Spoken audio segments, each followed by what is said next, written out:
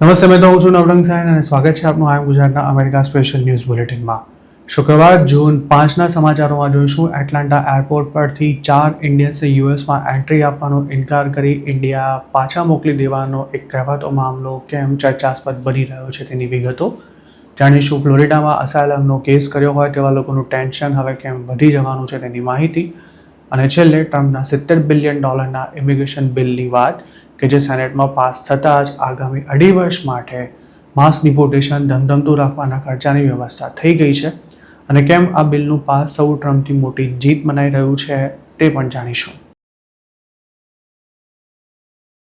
Valid visa હોવા છતાં પણ અમેરિકા પહોંચ્યા બાદ અમુક લોકોને પાછા મોકલવાનો સિલસિલો હજુ પણ ચાલુ જ છે. જૂન 1ના રોજ બનેલો આવો એક કિસ્સો હાલ સોશિયલ મીડિયા પર ખાસો ચર્ચાસ્પદ બની રહ્યો છે, જેમાં 4 ઇન્ડિયન્સે અમેરિકામાં એન્ટ્રી આપવાનો ઇનકાર કરી એટલાન્ટા એરપોર્ટ પરથી જ ઇન્ડિયા પાછા મોકલી દેવામાં આવ્યા હતા. જે 4 લોકોને પાછા મોકલાયા છે તેમાં એક H-1B વિઝા હોલ્ડર હતો, જ્યારે બાકીના 3 સ્ટુડન્ટ વિઝા પર અમેરિકા પહોંચ્યા હતા. જે H-1B વિઝા હોલ્ડરને ઇન્ડિયા પાછો મોકલવામાં આવ્યો હતો તેના વિશે એવું કહેવાય રહ્યું છે કે તે જાન્યુઆરી 2026માં સ્ટેમ્પિંગ માટે ઇન્ડિયા આવ્યો હતો. તેની અપોઇન્ટમેન્ટ 16 જાન્યુઆરીના રોજ હતી, પણ તે વખતે ઘણા લોકોની અપોઇન્ટમેન્ટ્સ અચાનક જ રદ કરી દેવામાં આવી હતી. આ ઇન્ડિયન સાથે પણ કંઈક આવું જ થયું હતું અને તેની અપોઇન્ટમેન્ટ છેક ડિસેમ્બર 2027માં રીશેડ્યુલ કરાઈ હતી. આટલો બધો લાંબો સમય તે ઇન્ડિયામાં રહી શકે તેમ ન હોવાથી તેણે ઇમરજન્સી અપોઇન્ટમેન્ટ માટે પ્રયાસો શરૂ કર્યા હતા, અને આખરે તેને એપ્રિલ 23ની અપોઇન્ટમેન્ટ મળી હતી. તેના વિઝા પણ એક્સટેન્ડ થઈ ગયા હતા અને મે 20ના રોજ તેને પોતાનો પાસપોર્ટ પણ મળી ગયો હતો. જોકે વેલિડ વિઝા પર તે એટલાન્ટા એરપોર્ટ પર લેન્ડ થયો ત્યારે CBPના ઓફિસર્સ તેને સેકન્ડરી ઇન્સ્પેક્શન માટે લઈ ગયા હતા. તેનું લેપટોપ, સેલરી સ્લિપ તેમજ બેંક રેકોર્ડ્સની પણ તપાસ કરવામાં આવી હતી. 5 મહિના સુધી ઇન્ડિયામાં શું કર્યું તે અંગે પણ સવાલ પૂછવામાં આવ્યા હતા, અને અમેરિકામાં તેની જે જોબ ચાલી રહી હતી તેનું શું થયું તેની પણ વિગતો માંગવામાં આવી હતી. આ ઇન્ડિયને CBPના ઓફિસર્સને એવો જવાબ આપ્યો હતો કે તે 3 વીક માટે પેઇડ લીવ પર હતો, અને બાકીનો સમય તેણે અમેરિકન એમ્પ્લોયર માટે ઇન્ડિયાથી જ કામ કર્યું હતું. જોકે આ જ મામલે CBPના ઓફિસર્સે વાંધો લેતા H-1B સ્ટેટસ પર કોઈ આટલો લાંબો સમય અમેરિકાની બહાર રહીને કામ ન કરી શકે તેવી વાત કરી હતી. આખરે લાંબી રકઝક બાદ આ ઇન્ડિયનને યુએસમાં એન્ટ્રી આપવાનો ઇનકાર કરી દેવાયો હતો, અને તેને વળતી ફ્લાઇટમાં જ ઇન્ડિયા પાછા જતા રહેવા માટે પણ ફરજ પાડવામાં આવી હતી. આ સિવાય 3 ઇન્ડિયન સ્ટુડન્ટ્સને કેમ પાછા મોકલવામાં આવ્યા હતા તેનું કોઈ સ્પષ્ટ કારણ નથી જાણવા મળ્યું. આ અંગેની જે પોસ્ટ ચર્ચાસ્પદ બની છે તેમાં એવું જણાવાયું છે કે આ 3 સ્ટુડન્ટ્સનો એવો દાવો હતો કે તેમણે કશું જ ખોટું નહોતું કર્યું. એવું પણ કહેવાય રહ્યું છે કે એરપોર્ટ પર થયેલી પૂછપરછમાં તેમણે જે જવાબ આપ્યા હતા તેમાં કોઈ ગેરસમજ થવાને કારણે કદાચ તેમને પાછા મોકલવામાં આવ્યા હતા. જોકે આ બાબતની સ્વતંત્ર રીતે કોઈ પુષ્ટિ નથી થઈ શકી. આ પોસ્ટ લખનારે એવો પણ દાવો કર્યો છે કે છેલ્લા એકાદ મહિનામાં જ એટલાન્ટા એરપોર્ટ પરથી 10 ઇન્ડિયન સ્ટુડન્ટ્સને ડિપોર્ટ કરવામાં આવ્યા છે. આ સ્ટુડન્ટ્સ પહેલીવાર યુએસ આવી ગયા હતા કે પછી રીએન્ટ્રી કરી રહ્યા હતા તે સ્પષ્ટ નથી થઈ શક્યું. છેલ્લા 5 મહિનામાં ઘણા ઇન્ડિયન H-1B હોલ્ડર્સને આબુધાબી એરપોર્ટ પરથી પણ પાછા મોકલવામાં આવ્યા છે. આમ તો H-1B વાળાની સમસ્યા જાન્યુઆરી 2026થી જ શરૂ થઈ હતી, કારણ કે ત્યારે વેઇટિંગના નામે અમેરિકાએ લોકોની અપોઇન્ટમેન્ટ્સ રદ કરી નાખીને તેને મન ફાવે તેમ રીશેડ્યુલ કરી હતી. આ જ કારણે જાન્યુઆરી 2026ની આસપાસ ઇન્ડિયા આવેલા કેટલાય ઇન્ડિયન્સ હજુ પણ અમેરિકા પાછા નથી જઈ શક્યા, અને જે માંડ સ્ટેમ્પિંગ કરાવે છે તેમને પણ એક યા બીજા કારણોસર પરેશાન કરવામાં આવી રહ્યા છે. જો સ્ટુડન્ટ્સની જ વાત કરીએ તો 2025થી તેમના માટે પણ અમેરિકા જવું ખૂબ જ મુશ્કેલ બની ગયું છે. છેલ્લા 1.5 વર્ષમાં અમેરિકા જતા ઇન્ડિયન સ્ટુડન્ટ્સની સંખ્યામાં જબરજસ્ત ઘટાડો નોંધાયો છે, કારણ કે લોકોને વિઝા મળતા જ નથી. જેમને વિઝા મળી જાય તેમણે પણ પોતે માત્ર ભણવા માટે જ અમેરિકા આવ્યા છે, અને વિઝા મેળવવા માટે જે કોઈ ડોક્યુમેન્ટ્સ રજૂ કરાયા હતા તે જેન્યુઇન હતા તે પણ સાબિત કરવું પડે છે. સ્ટુડન્ટ વિઝા લેવા માટે ઘણા લોકો નકલી બેંક સ્ટેટમેન્ટ પણ રજૂ કરતા હોય છે. આ ચોરીને પકડવા માટે યુએસ લેન્ડ થતા લોકોના બેંક અકાઉન્ટ પણ ચેક કરાતા હોય છે. ડોનાલ્ડ ટ્રમ્પની સેકન્ડ ટર્મની શરૂઆતમાં વિઝા હોવા છતાં પણ લોકોને એરપોર્ટ પર કઈ રીતે પરેશાન કરાઈ રહ્યા છે તેને લગતા ઘણા રિપોર્ટ્સ આવ્યા હતા. ત્યારે તો લોકોના ફોન પણ ચેક કરવામાં આવતા હતા અને તેમાં જો ટ્રમ્પનો વિરોધ કરતો કોઈ મેસેજ કે પછી ફોટો મળી જાય તો પણ અમેરિકામાં એન્ટ્રી મળવી મુશ્કેલ થઈ જતી હતી. ત્યારબાદ માસ ડિપોર્ટેશનના સમાચારો મીડિયામાં છવાયેલા રહ્યા હતા. પણ 2026ની શરૂઆતથી જે લોકો લીગલી યુએસમાં રહે છે તેમની પરેશાની કઈ રીતે વધી રહી છે તેના સમાચારો ફરી આવવા લાગ્યા છે. ખાસ તો સ્ટુડન્ટ અને H1B પર અમેરિકા રહેતા લોકો એટલા બધા ડરેલા છે કે તેઓ ટ્રમ્પ છે ત્યાં સુધી અમેરિકાની બહાર જવાનું પણ રિસ્ક લેવા માટે તૈયાર નથી, કારણ કે એકવાર બહાર નીકળ્યા બાદ યુએસમાં રી-એન્ટ્રી મળી જશે તેની કોઈ જ ગેરંટી નથી. જો તમે ફ્લોરિડામાં કોઈ સ્ટેટસ વિના રહેતા હો અને અસાયલમનો કેસ પણ ત્યાંની જ ઇમિગ્રેશન કોર્ટમાં ચાલતો હોય તો હવે સાવધાન રહેજો, કારણ કે અમેરિકાના અન્ય કેટલાક સ્ટેટ્સની જેમ ફ્લોરિડામાં પણ અનેક લોકોની માસ્ટર હિયરિંગની તારીખ બદલાઈ રહી છે. CBS ન્યૂઝના એક રિપોર્ટ અનુસાર જેમની માસ્ટર હિયરિંગ 2028 સુધીમાં થવાની હતી તેવા ઘણા લોકોને હાલના દિવસોમાં હાજર થવાની નોટિસ મોકલવામાં આવી રહી હોવાથી ઇમિગ્રન્ટ્સની સાથે સાથે તેમના વકીલો પણ ટેન્શનમાં છે. અસાયલમના કેસની પહેલી મુદતને માસ્ટર હિયરિંગ કહેવામાં આવે છે. અસાયલમ અપ્રૂવ થશે કે નહીં તેનો ઘણો ખરો આધાર પણ માસ્ટર હિયરિંગ પર જ રહેતો હોય છે. માયામી ડાઉનટાઉનમાં આવેલી ઇમિગ્રેશન કોર્ટમાં જેમના કેસ ચાલી રહ્યા છે તેવા ઇમિગ્રન્ટ્સ અને એટર્નીઝે CBS ન્યૂઝ માયામી સાથે વાત કરતાં જણાવ્યું હતું કે તેમને હાલના દિવસોમાં જ ડેટ્સ બદલાઈ ગઈ હોવાની નોટિસ મળી રહી છે. અમુક લોકોના કેસની તારીખ કેટલાક મહિના એડવાન્સ કરી દેવાઈ છે, જ્યારે કેટલાક કેસમાં 2-2.5 વર્ષનું વેઇટિંગ હોય તેવા લોકોને પણ બોલાવાઈ રહ્યા છે. બ્રાઝિલથી આવેલા એક અનડોક્યુમેન્ટેડ ઇમિગ્રન્ટે આ અંગે એવું જણાવ્યું હતું કે તેની માસ્ટર હિયરિંગ ડિસેમ્બર 2026માં થવાની હતી, પણ હવે તેને ચાલુ મહિનામાં જ કોર્ટમાં હાજર થવા માટે કહી દેવાયું છે. તેવી જ રીતે તેના અન્ય એક ફેમિલી મેમ્બરની ડેટ છેક 2028માં શેડ્યુલ હોવા છતાં પણ તેમની માસ્ટર હિયરિંગ આવતા વીકમાં જ થવાની છે. માસ્ટર હિયરિંગની તારીખ કેમ આડેધડ એડવાન્સ થઈ રહી છે તેનો વકીલો પાસે પણ કોઈ જવાબ નથી. ફ્લોરિડામાં પ્રેક્ટિસ કરતા એક ઇમિગ્રેશન એટર્નીનું માનીએ તો ડેટ્સને એડવાન્સ કરવાથી ઇમિગ્રન્ટ્સની સાથે તેમના વકીલો પર પણ પ્રેશર આવી રહ્યું છે, કારણ કે તેમને તૈયારી કરવા માટે પૂરતો સમય નથી મળી રહ્યો. જો વકીલને કેસ તૈયાર કરવા માટે પૂરતો સમય જ નહીં મળે તો અસાયલમ રિજેક્ટ થઈ જવાના ચાન્સ પણ ખૂબ જ વધી જશે. કેટલાક વકીલો તો નવી ડેટને હોલ્ડ પર મૂકવા માટે પણ જજીસને કહી રહ્યા છે, પણ તેના માટે મજબૂત કારણ આપવું પડતું હોય છે અને આ અંગેની રિક્વેસ્ટ સ્વીકારવાનો કોર્ટ ઇનકાર પણ કરી શકે છે. ઇમિગ્રેશન લોયર્સનું એવું પણ માનવું છે કે કોર્ટ્સ પોતાની રીતે જ માસ્ટર હિયરિંગની તારીખોને રીશેડ્યુલ કરી રહી છે અને તેની પાછળ સરકારનું પ્રેશર હોવાની શક્યતા પણ નકારી શકાય તેમ નથી.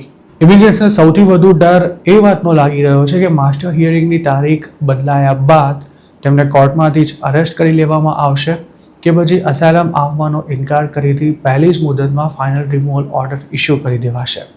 આવા જ એક કેસમાં ફ્લોરિડામાં રહેતી એક યુવતીની માસ્ટર હિયરિંગ ઓક્ટોબર 2028માં થવાની હતી, પણ તાજેતરમાં જ તેને સપ્ટેમ્બર 2026ની ડેટ આપી કોર્ટમાં હાજર રહેવા માટે તાકીદ કરાઈ છે અને સાથે જ તેના જજ પણ બદલાઈ ગયા છે.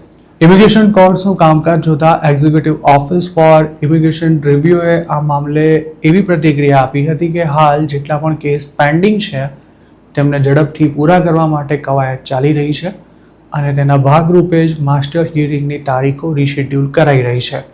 દરેક કેસની સમયસર અને યોગ્ય સુનાવણી થાય તે માટે નવા ઇમિગ્રેશન જજીસને અપોઇન્ટ કરવાની પ્રક્રિયા પણ ચાલુ હોવાનું EOIRએ જણાવ્યું હતું. હાલમાં જ આ અંગે NPR નામની એક ન્યૂઝ વેબસાઇટમાં પબ્લિશ થયેલા રિપોર્ટમાં જણાવાયું હતું કે શિકાગો, બોસ્ટન અને ચેમ્સફોર્ડની ઇમિગ્રેશન કોર્ટ્સમાં લોકોની ડેટ્સ બદલાઈ રહી છે. જોકે હવે ફ્લોરિડામાં પણ કંઈક આવું ચાલી રહ્યું હોવાની વાત સામે આવી છે. શક્ય છે કે અમેરિકાના અન્ય સ્ટેટ્સમાં પણ આ જ સ્થિતિ હોઈ શકે છે. અસાયલમ માંગનારા લોકોને એવો વહેમ હોય છે કે ડેમોક્રેટિક સ્ટેટ્સમાં અસાયલમના કેસ કરવાથી તેના અપ્રુવલના ચાન્સ વધી જાય છે. જોકે હકીકત એ છે કે ઇમિગ્રેશન કોર્ટ્સ ફેડરલ ગવર્મેન્ટના તાબા હેઠળ કામ કરે છે અને તેમાં સ્ટેટ ગવર્મેન્ટનો કોઈ રોલ હોતો જ નથી. ઉલટાનું હવે તો ડેમોક્રેટિક સ્ટેટ્સમાં સખ્તાઈથી ઇમિગ્રેશન એન્ફોર્સમેન્ટ કરવામાં આવી રહ્યું છે. સૌથી મહત્વની વાત એ છે કે જેમ લોકોની માસ્ટર હિયરિંગની ડેટ્સ ચેન્જ થઈ રહી છે તેવી જ રીતે પબ્લિક આઈસમાં હાજરી પુરાવા જતાં પણ ડરી રહી છે.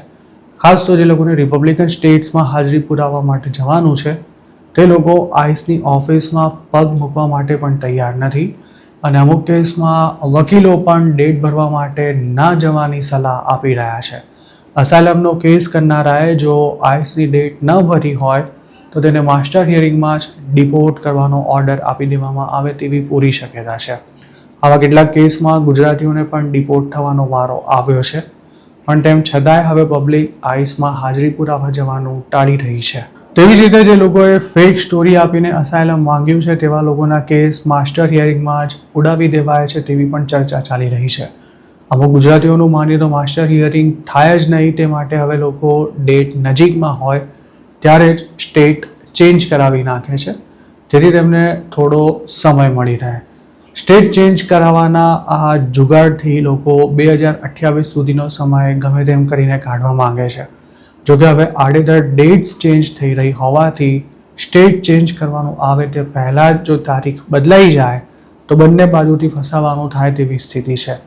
એક તરફ અસાયલમના કેસ પેન્ડિંગ છે તેવા લોકો હાલ ખાસા ટેન્શનમાં છે, તો બીજી તરફ વકીલો લોકોની આ સ્થિતિનો લાભ ઉઠાવીને બેફામ ડોલર છાપી રહ્યા હોવાની ફરિયાદો પણ થઈ રહી છે.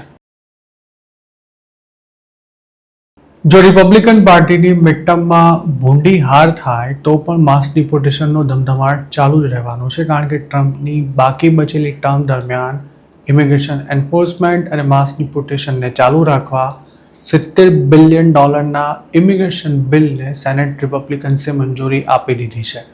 નવેમ્બરમાં થનારા મિડટર્મ ઇલેક્શન પહેલાં જ આ બિલ પાસ કરાવેલીને ટ્રમ્પે એ સુનિશ્ચિત કરી લીધું છે કે જો ઇલેક્શનમાં રિપબ્લિકન્સનું પ્રદર્શન નબળું રહે તો પણ ઇમિગ્રેશન એન્ફોર્સમેન્ટને કશો જ ફરક નહીં પડે. આ બિલનો ડેમોક્રેટ્સ વિરોધ કરી રહ્યા હતા. એક રિપબ્લિકન સેનેટરે પણ તેની વિરુદ્ધમાં મત આપ્યો હતો. શુક્રવારે વહેલી સવારે થયેલા વોટિંગમાં આ બિલની તરફેણમાં 52 જ્યારે વિરુદ્ધમાં 47 વોટ્સ પડ્યા હતા. આ બાબતને ટ્રમ્પની મોટી જીત તરીકે પણ જોવામાં આવી રહી છે, કારણ કે $70 બિલિયન બજેટ મંજૂર થઈ જતા હવે શટડાઉન જેવી સ્થિતિમાં પણ ઇમિગ્રેશન એન્ફોર્સમેન્ટમાં કોઈ ફરક નહીં પડે અને મિડ ટર્મ બાદ પણ તેઓ પોતાનો આક્રમક ઇમિગ્રેશન એજન્ડા આગળ ધપાવી શકશે. ડોનાલ્ડ ટ્રમ્પ સામે હાલ અમેરિકાની પબ્લિકમાં પણ ખાસી નારાજગી જોવા મળી રહી છે અને તેમનું અપ્રુવલ રેટિંગ પણ નીચે જઈ રહ્યું છે. તેવામાં મિડ ટર્મ ઇલેક્શન બાદ ટ્રમ્પના તેવર ઢીલા પડી જશે અને માસ ડિપોર્ટેશનનું પણ ફીડલું વળી જશે તેવો ગણગણાટ થઈ રહ્યો હતો, પણ સેનેટે $70 બિલિયન ઇમિગ્રેશન બિલ મંજૂર કરી દેતા હવે ટ્રમ્પ વધુ આક્રમકતાથી ઇલીગલ ઇમિગ્રન્ટ સામે કાર્યવાહી કરી શકે છે. જાન્યુઆરીમાં મિનેસોટામાં ઇમિગ્રેશન એન્ફોર્સમેન્ટ દરમિયાન 2 અમેરિકન સિટીઝનને ગોળી મારવામાં આવી ત્યારથી જ ડેમોક્રેટ્સે આઈસ અને બોર્ડર પેટ્રોલના ફંડ સામે અડચણો ઊભી કરી હતી, પણ હવે આ બંને એજન્સીનો 2.5 વર્ષનો ખર્ચો નીકળી જાય તેટલી રકમનું બિલ પાસ થઈ ગયું છે. આમ તો ડેમોક્રેટ્સના સપોર્ટ વિના આ બિલ પાસ થાય તેમ નહોતું, પણ ઘણા દિવસો સુધી તેને પેન્ડિંગ રાખ્યા બાદ રિપબ્લિકન્સે એક અટપટી પ્રક્રિયા દ્વારા $70 બિલિયન બિલને પાસ કરાવી લીધું છે. માસ ડિપોર્ટેશન ડોનાલ્ડ ટ્રમ્પના પોલિટિક્સનું અભિન્ન અંગ છે. છેલ્લે જો પોતાનાથી કંઈ ના થાય તો પણ ટ્રમ્પ આ મુદ્દાને આગળ ધરી પોતે ઇલીગલ ઇમિગ્રન્ટ્સને કાઢી મૂકવા કેટલી આક્રમક કાર્યવાહી કરી છે તેવા દાવા કરીને પણ લોકોના વોટ માંગી શકે છે. ટ્રમ્પનું અપ્રુવલ રેટિંગ ભલે ઘટી રહ્યું હોય પણ મેજોરિટી રિપબ્લિકન વોટર્સ માસ ડિપોર્ટેશનના મામલે હજુ પણ ટ્રમ્પને સપોર્ટ કરી જ રહ્યા છે.